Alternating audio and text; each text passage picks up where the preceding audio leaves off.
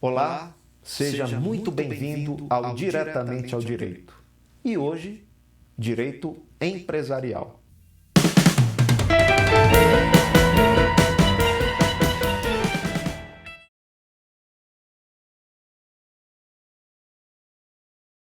No encontro de hoje, nós vamos estudar holdings, um dos temas que gera mais dificuldade na concepção, porque, infelizmente, muitos adotaram o modelo holding como uma receita preparada, uma receita de bolo que serviria para resolver todos os problemas societários, principalmente quando se envolve direito de família.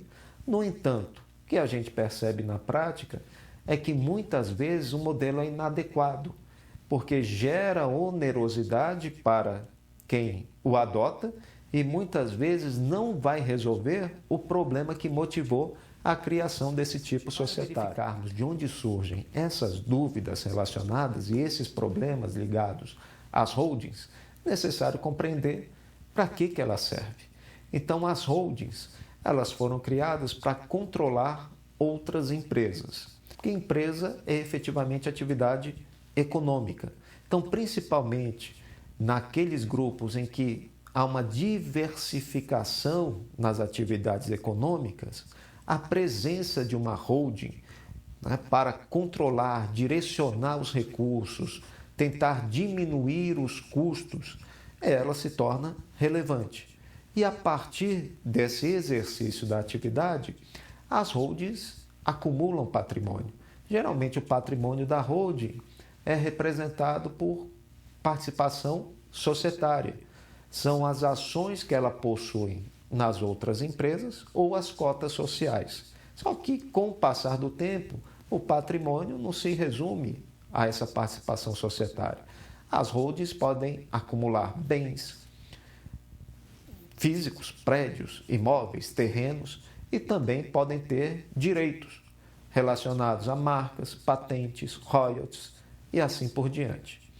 Para verificarmos, para analisarmos qual a função da holding, é necessário haver uma distinção em função da concepção inicial e do que existe hoje no mercado. Nós temos que classificar os tipos de holding. E essa classificação adota como referência o objetivo. Qual o objetivo de ter sido criada aquela holding? Nesse sentido, existe a holding pura, que é efetivamente aquela que detém participação societária. Então, no exemplo, nós temos a holding A e as empresas B, C e D. A holding, ela tem participação societária em cada uma dessas empresas e vai efetivamente, com essa participação societária, ter direito ao resultado positivo, ao lucro. Então, ela incorpora no seu patrimônio não só aquelas cotas que ela possui ou as ações que ela possui, mas os lucros advindos, os resultados positivos advindos do exercício da atividade empresarial pela B, pela empresa C e pela empresa D. Então, nesse tipo de perfil, é basicamente investimento. A holding investe e espera o retorno daquilo que investiu. O outro tipo de holding é a holding de administração. Nesse tipo de holding, o objetivo já é o controle da atividade econômica das diversas empresas que compõem esse grupo. Então, aí no exemplo, nós temos a holding B e as empresas E, F e G.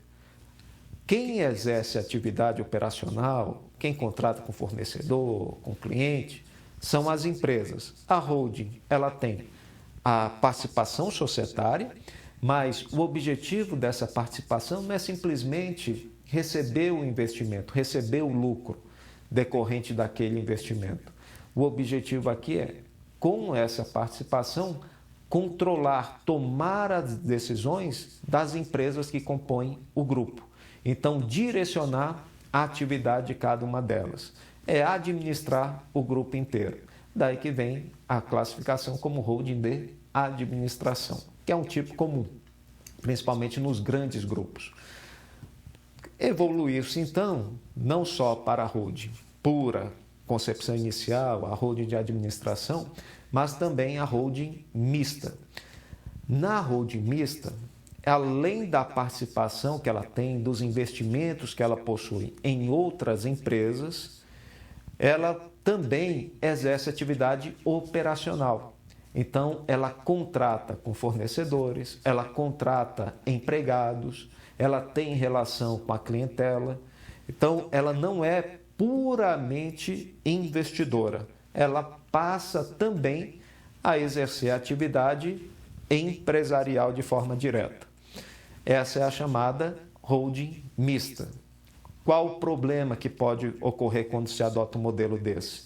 Que um dos objetivos que nós vamos ver se conceber uma holding é a minimização de risco, a diminuição do risco, da exposição.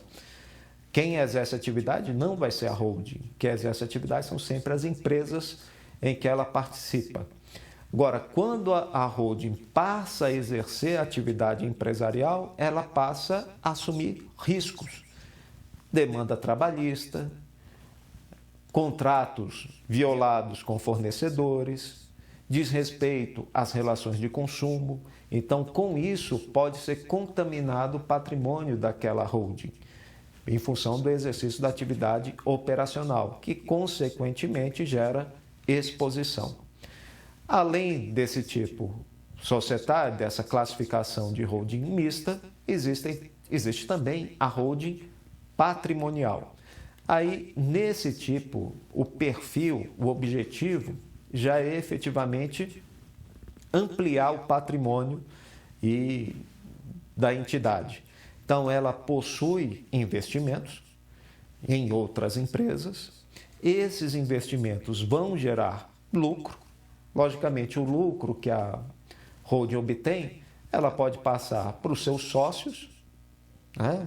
Porque cada holding vai ter efetivamente os seus controladores, e o sócio, com o dinheiro auferido, né, decorrente do lucro da atividade da holding, dos investimentos que ela tem, o sócio ele vai acumular o patrimônio, adquirir casa, terreno, automóvel.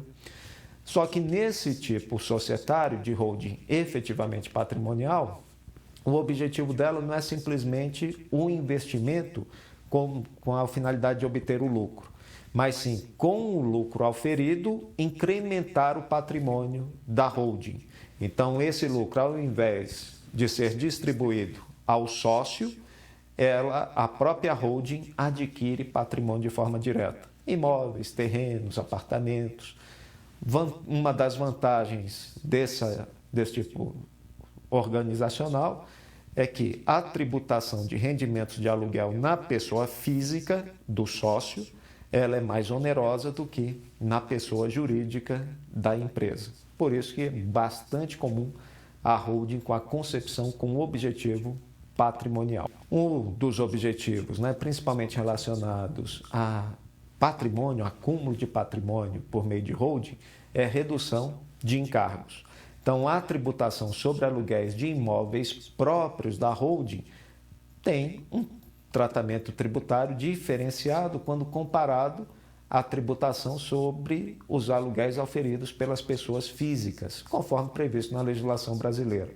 Então, essa redução de encargo tributário favorece o desenvolvimento e a criação desse tipo organizacional. Analisadas, então, as questões relativas à instituição, à criação, os objetivos da holding, qual a razão de esse tipo organizacional ser tão disseminado, tão difundido em direito de família, em especial direito sucessório, que são as chamadas ou denominadas holdings familiares, que é o que nós vamos analisar nesse momento.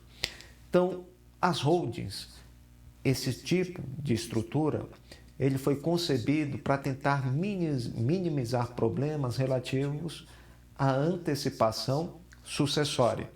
Então, antevendo problemas que ocorreriam com o óbito, o falecimento do instituidor, da holding, utiliza-se esse tipo organizacional já para definir aspectos sucessórios. Quais são os bens que vão ficar para cada um dos herdeiros? E quando não há holding, essa divisão ocorre ou por meio de testamento ou ocorre por meio de inventário. Só que aí ocorre uma briga entre os herdeiros para ficar quem vai ficar com bem A, B ou C. Muitas vezes não se resolve facilmente, pelo contrário, há processos que se arrastam no Poder Judiciário. Então, quando se monta a holding, a divisão não vai se dar mais de bens específicos, mas já está definido antecipadamente as cotas sociais que competem ou que cabem a cada um dos herdeiros. Isso já fica previamente resolvido, disciplinado. Além da questão envolvendo aí essa minimização de problemas sucessórios, há também um incremento na proteção patrimonial, seja pela diminuição de exposição do patrimônio a risco, a atividade operacional, que a holding nessa concepção seria basicamente uma holding patrimonial, então aumenta-se o patrimônio da família e também evitam-se riscos de exposição e principalmente riscos de dilapidação patrimonial. Então a intenção é preservar o patrimônio por gerações dentro do núcleo familiar. Porque quando um dos herdeiros recebe o bem A, B ou C, ele passa a ter disposição total sobre aquele bem e pode liquidar, transformar, dilapidar, o que não vai assegurar que a próxima geração tenha condições de se manter com nível razoável de renda.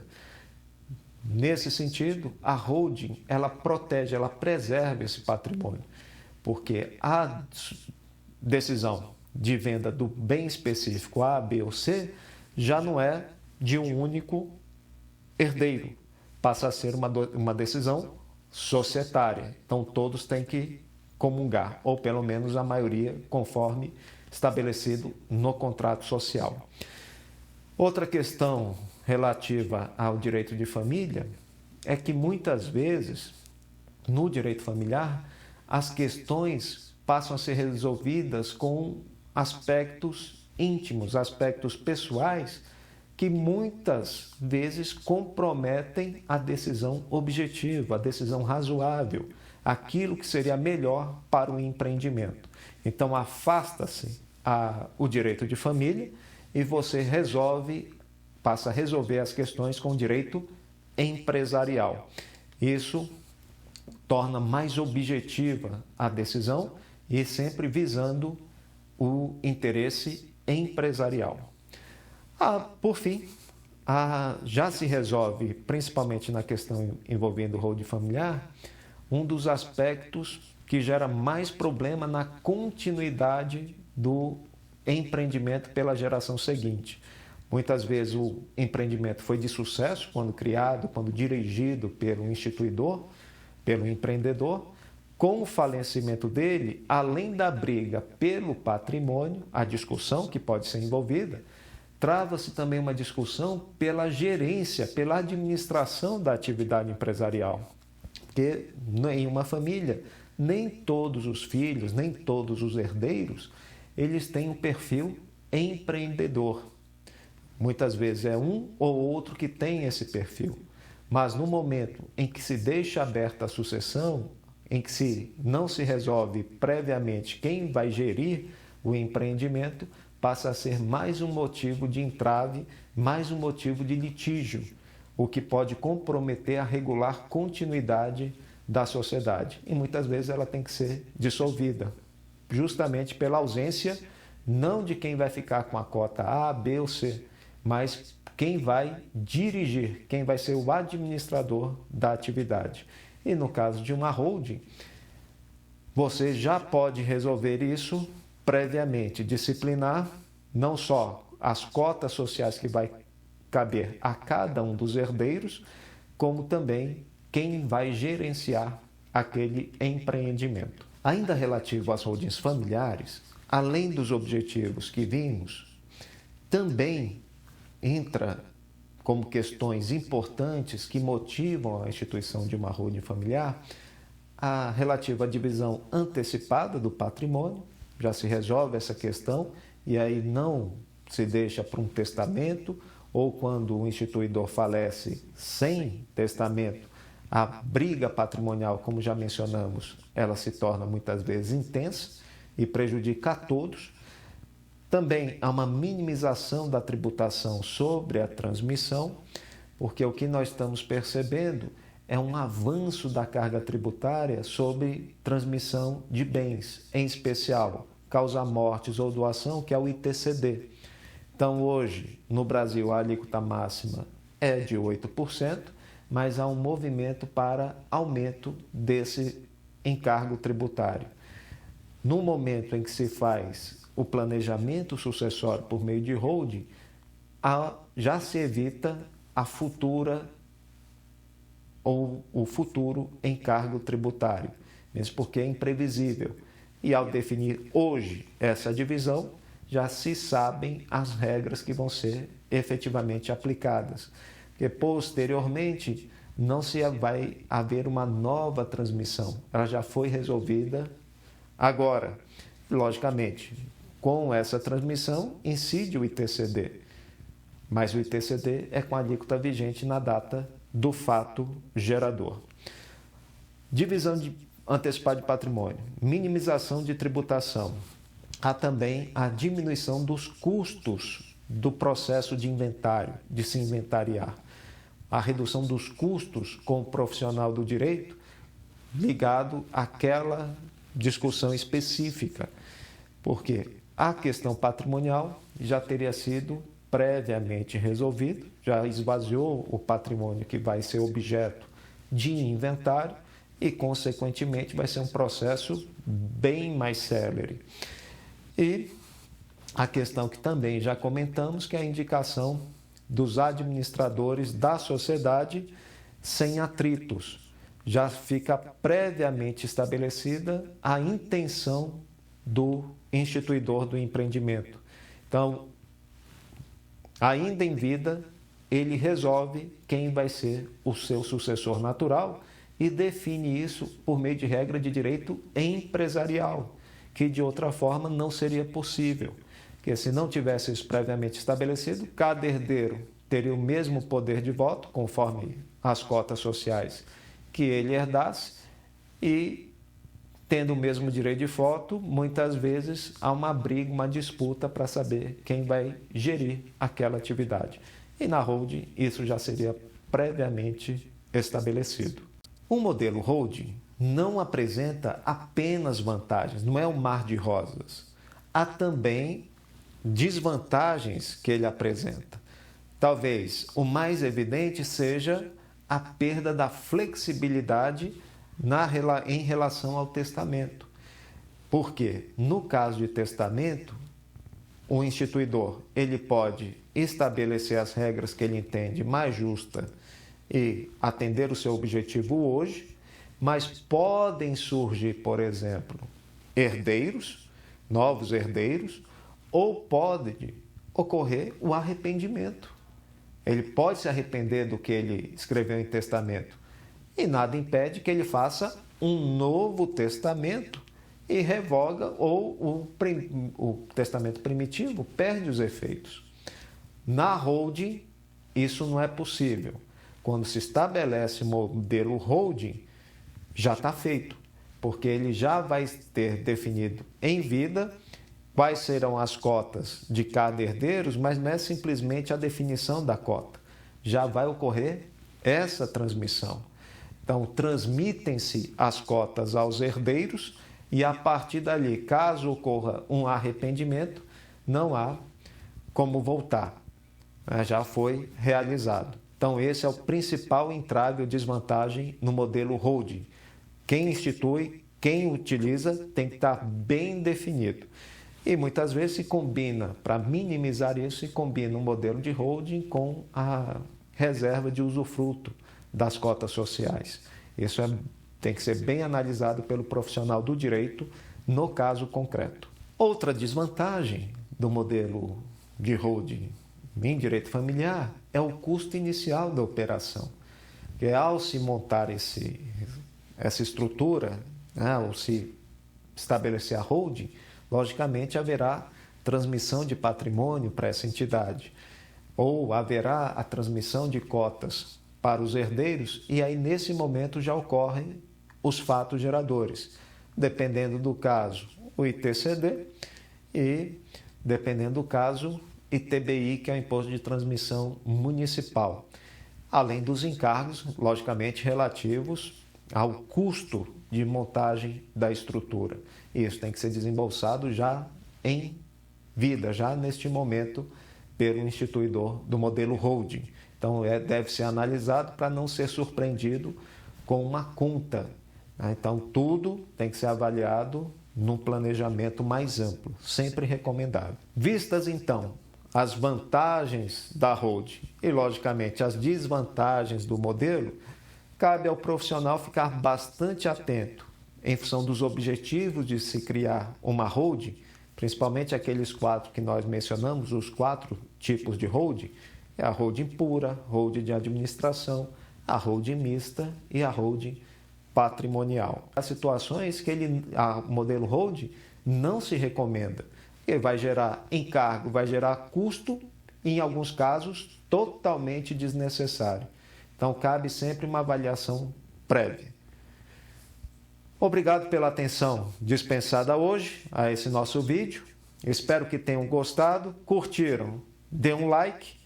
Quem ainda não se inscreveu, por favor, se inscreva e aperte o sininho para ser notificado dos novos vídeos que nós formos postando ao longo do tempo. Até nosso próximo encontro.